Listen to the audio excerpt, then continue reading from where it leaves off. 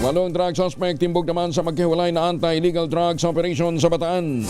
Detalye ng balita mula kay Danny Kumilang, Aris 37. Danny, good morning. 8 individual ang naaresto sa magkakahiwalay na anti-illegal drug operation ng Bataan Police Provincial Office bilang bahagi ng pinaigting na kampanya laban sa illegal na droga sa lalawigan. Sa Samal, isang hininalang drug poser ang nadakip sa barangay Lalawigan sa isinagawang bypass operation ng mga tauhan ni Police Major Gary Lupian. Nasamsam mula sa sospek ang mga pakete ng hininalang shabu at bypass money.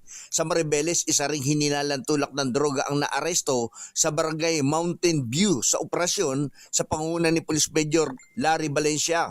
Ayon sa pulisya, dati nang nakulong ang sospek ng 8 taon dahil sa kaparehong kaso bago muling nasangkot sa illegal na droga.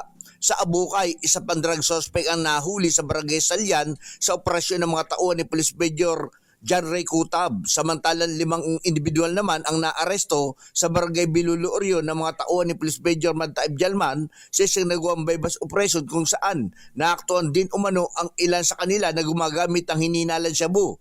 Lahat ng 8 naaresto suspect ay sa ilalim sa inquest proceeding ngayong araw ng Lunes sa Provincial Prosecutor Office. Naharap sila sa mga kasong paglabag sa Republic Act 9165 o ang Comprehensive Dangerous Drug Act of 2002. Danny Kumilang, RS37, DCRH, una sa Pilipinas, una sa Pilipino. Maraming salamat, Danny.